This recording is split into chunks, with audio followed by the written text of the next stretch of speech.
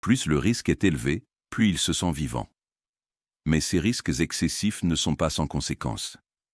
À chaque pari, il s'enfonce un peu plus dans un gouffre qu'il ne pourra pas escalader. Emprunt non remboursé, menaces de mort, violence physique, tout cela devient la norme dans sa quête désespérée d'un gros coup. Howard ne recule devant rien, pas même devant la destruction de sa propre vie. Mais pour Howard, l'argent n'est qu'un leurre.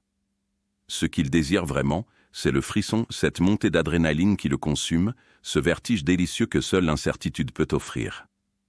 L'addiction au jeu n'est pas simplement une affaire de gain matériel, c'est une quête effrénée de sensations intenses. Même lorsqu'il se trouve au bord du gouffre, avec le précipice qu'il appelle, il ne peut résister à l'envie de plonger encore plus profondément. Dans son esprit tourmenté, un miracle pourrait bien le rattraper en plein vol, mais à quel prix? L'illusion de contrôle. Howard croit qu'il maîtrise la situation. Il se persuade que chaque pari, chaque décision, est calculée, réfléchie. Mais en réalité, il n'est qu'un pion sur un échiquier qu'il ne comprend pas.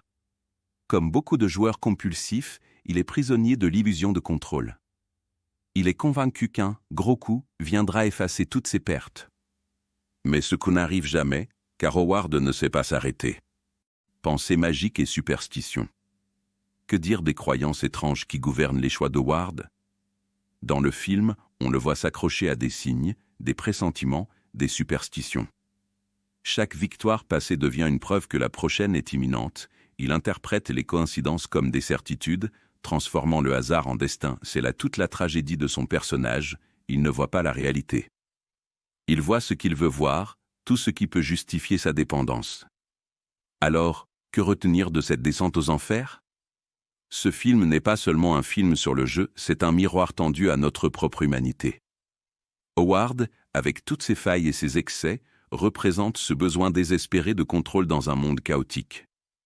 Mais à force de jouer avec le feu, on finit par se brûler. Howard a-t-il trouvé ce qu'il cherchait?